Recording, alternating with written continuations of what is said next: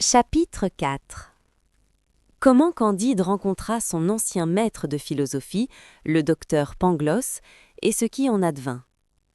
Candide, plus ému encore d'horreur que de compassion, donna à cet épouvantable gueux les 2 florins qu'il avait reçus de son honnête anabaptiste Jacques.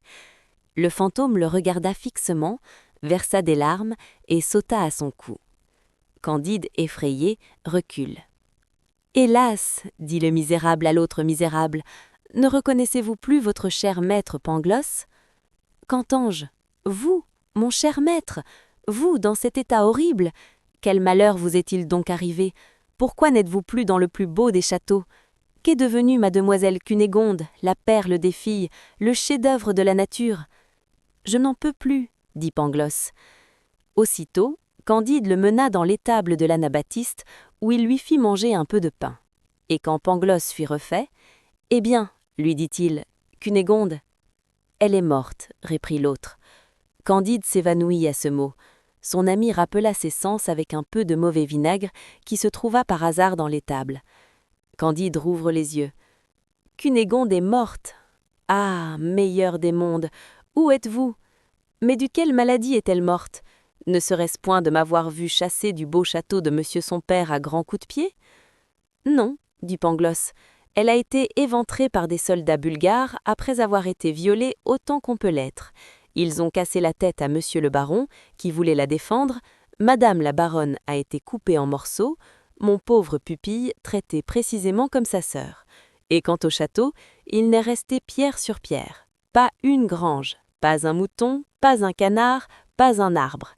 Mais nous avons été bien vengés, car les Abares en ont fait autant dans une baronnie voisine qui appartenait à un seigneur bulgare. À ce discours, Candide s'évanouit encore, mais revenu à soi, et ayant dit tout ce qu'il devait dire, il s'enquit de la cause et de l'effet et de la raison suffisante qui avait mis Pangloss dans un si piteux état.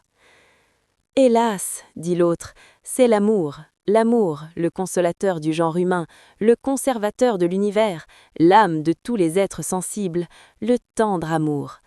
Hélas, dit Candide, je l'ai connu, cet amour, ce souverain des cœurs, cette âme de notre âme. Il ne m'a jamais valu qu'un baiser et 20 coups de pied au cul. Comment cette belle cause a-t-elle pu produire en vous un effet si abominable ? » Pangloss répondit en ces termes. « Ô mon cher Candide, vous avez connu Paquette, cette jolie suivante de notre auguste baronne. J'ai goûté dans ses bras les délices du paradis, qui ont produit ces tourments d'enfer dont vous me voyez dévoré. Elle en était infectée, elle en est peut-être morte. Paquette tenait ce présent d'un cordelier très savant qui avait remonté à la source, car il l'avait eu d'une vieille comtesse, qui l'avait reçue d'un capitaine de cavalerie, qui la devait à une marquise, qui la tenait à un page, qui l'avait reçue d'un jésuite qui, étant novice, l'avait eue en droite ligne d'un des compagnons de Christophe Colomb. Pour moi, je ne la donnerai à personne, car je me meurs. »« Oh, Pangloss !» s'écria Candide, « voilà une étrange généalogie.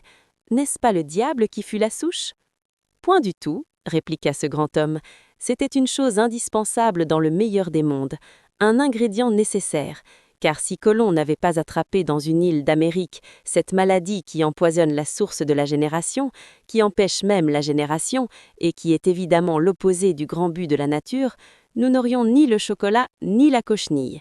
Il faut encore observer que jusqu'à aujourd'hui, dans notre continent, cette maladie nous est particulière comme la controverse. Les Turcs, les Indiens, les Persans, les Chinois, les Siamois, les Japonais ne la connaissent pas, mais il y a une raison suffisante pour qu'ils la connaissent à leur tour dans quelques siècles. En attendant, elle a fait un merveilleux progrès parmi nous, et surtout dans ces grandes armées composées d'honnêtes stipendiaires bien élevés qui décident du destin des États. On peut assurer que quand 30 000 hommes combattent en bataille rangée contre des troupes égales en nombre, il y a environ 20 000 vérolés d'un côté et de l'autre. « Voilà qui est admirable, » dit Candide, « mais il faut vous faire guérir. »« Et comment le puis-je ? » dit Pangloss. « Je n'ai pas le sou, mon ami, et dans toute l'étendue de ce globe, on ne peut ni se faire saigner ni prendre un lavement sans payer ou sans qu'il y ait quelqu'un qui paye pour nous. » Ces derniers discours détermina Candide.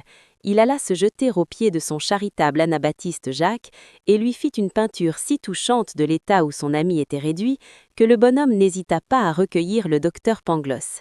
Il le fit guérir à ses dépens. Pangloss dans la cure ne perdit qu'un œil et une oreille. Il écrivait bien et savait parfaitement l'arithmétique. L'anabaptiste Jacques en fit son teneur de livres. Au bout de 2 mois, étant obligé d'aller à Lisbonne pour les affaires de son commerce, il mena dans son vaisseau ces 2 philosophes. Pangloss lui expliqua comment tout était on ne peut mieux. Jacques n'était pas de cet avis. Il faut bien que les hommes aient un peu corrompu la nature, car ils ne sont pas nés loups et ils sont devenus loups.